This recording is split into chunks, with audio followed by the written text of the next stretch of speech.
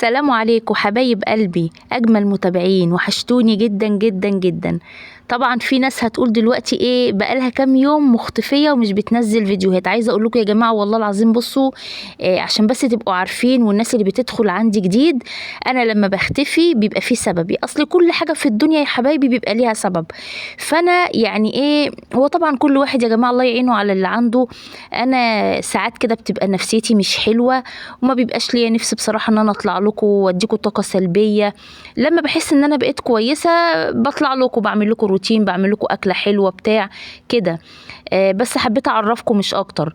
والحمد لله على كل حال. المهم يا حبايب قلبي، عايزة اقول لكم فعلا بجد والله يا جماعة وحشتوني جدا جدا.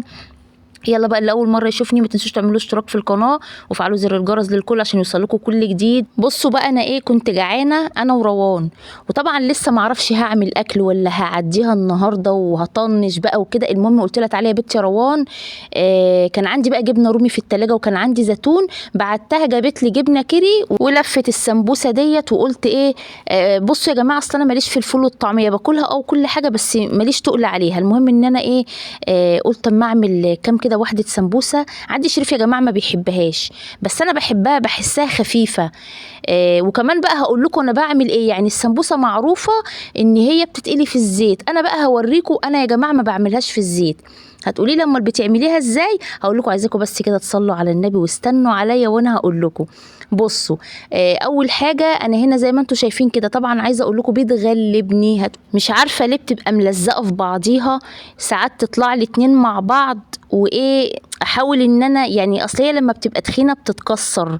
فكنت فاكره ان قبل كده النوع غيرته، اتضح بقى ان هي كلها بتبقى كده يا جماعه، بتبقى ملزقه في بعضيها جامد قوي.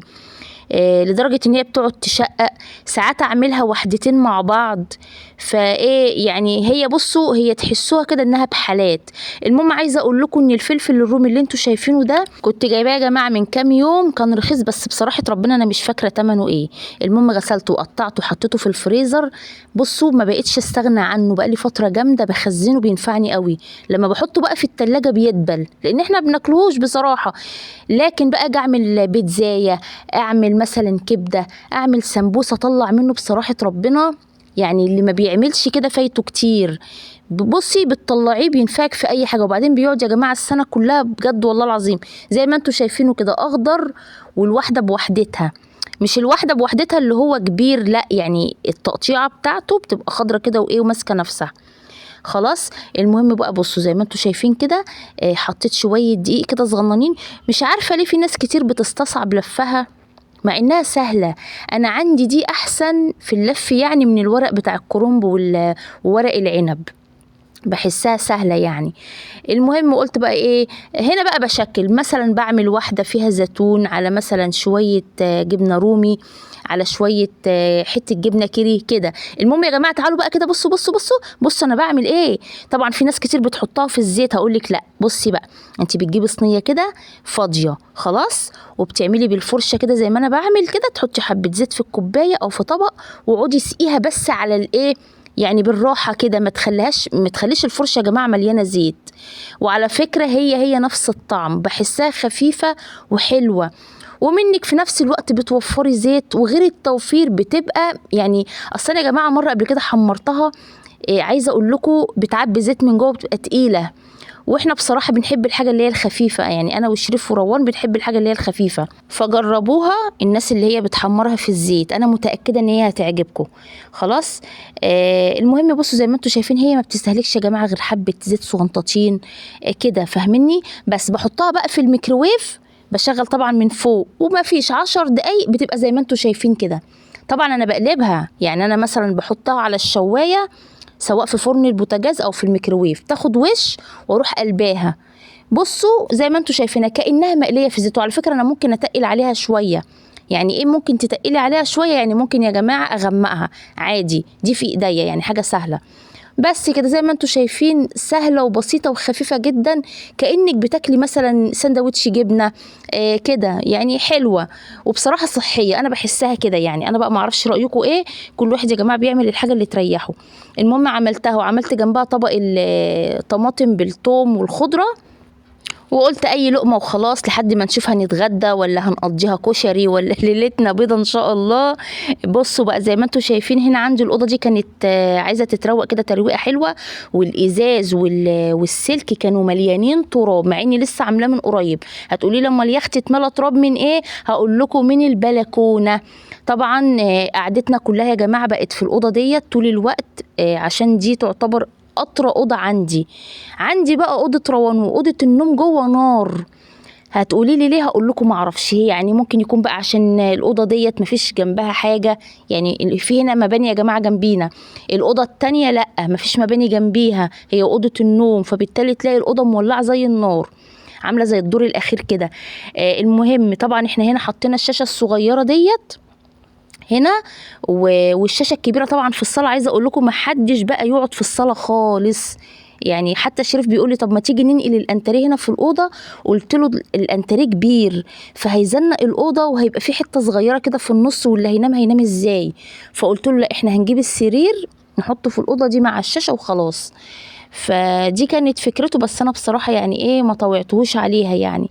هنا بقى كان عندي طبعا سجاده شايلاها بحطها كل سنه في نفس المكان اللي انتوا شايفينه ده، بس انا حسيت ان ايه الدنيا حر ومش مستاهله، وكمان السجاده عشان عاليه شويه تخينه يعني، فبتعاكس مع ضرفه الشباك.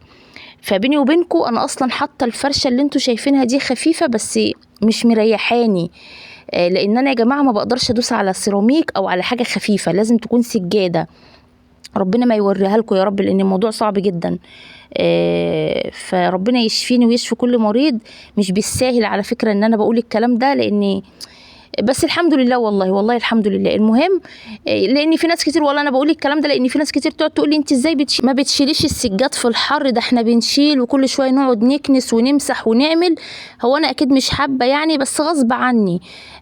حته ان انا مثلا ابقى طول السنه فرشه الارض دي بالنسبه لي مش حاجه حلوه، بس انا ما بقدرش. انا زمان على فكره عايزه اقول لكم كنت دايما معريه الدنيا كلها، وكل شويه لمع امسح اكنس اعمل كده. بس بعد كده لما ابتديت ان انا يا جماعه اتعب برجلي ما بقتش اقدر، فغصب عني. بس هي الحته اللي انتوا شايفينها دي اللي علشان خاطر السجاده بتعاكس مع الشباك بتاع البلكونه، فقلت لا دي الوحيده اللي مش هينفع فيها سجاده. فحطيت بقى الفرشه دي، قلت ايه مش مشكله. هنا بصوا دي سجاده، بصوا ما تعتبرش سجاده، هي خفيفه جدا عامله زي الموكيتا بس حلوه والله، وعلى قد الطرقه اللي انتوا شايفينها. السجاد بقى التاني كبير ما بيدخلش في الاوضه دي. المهم زي ما انتوا شايفين انا شلت طبعا التلفزيون وشلت الفرشه، وكنت طبعا عايزه امسح كده بالشرشوبه، بس انا ايه يعني قلت خليها في وقت تاني اعمل الشقه كلها مع بعضها يعني. وهنا زي ما انتوا شايفين طبعا رجل السرير كانت تحت السجاده، شلتها الاول طبعا انا لوحدي يعني، روان ما كانتش معايا، بس انا برضك ايه يعني قلت مش هستنى روان اما تيجي، لا يا بت تشملي واعمليها انتي. رحت رافعه كده السرير، وحتى لو تلاحظوا كده المله وقعت مني، بس انا قلت اما اخلص ابقى اركبها تاني. يعني عندي المله دي معرفش بتقع كتير ليه. بقول لشريف اربطها بمسمار، مش راضي، بيقول لي لا ما ينفعش عشان لما اجي اشيله يبقى سهل. المهم هنا عملت بالمكنسه وخلاص، وقلت بقى في اي وقت كده بقى ايه ابقى امسح الاوضه والصاله. وعايزه اقول لكم ان انا عندي البطاطين بقى اللي لسه ما غسلتهاش. في ناس كتيره قوي اتشمللت كده وبعتتها الدراي كلين، واللي غسلت البطانيه في اسمه ايه اللي بيحطوا فيه الميه ده، البانيو، بس انا طبعا ما عنديش بانيو وكده. فبيني وبينكم عايزه ايه يومين 3 كده اتشملل واعملها. بس انا ايه انا عندي كام بطانيه يا جماعه؟ انا عندي كذا بطانيه يا لهوي، يعني عندي الحمراء وعندي البني والصفراء وعندي الحافي، يا خرابي كل دول عايزين يتغسلوا. طبعا انا عندي طشت كده كبير حاطاه تحت السرير اللي انتوا شايفينه ده، بس هو مش باين يعني.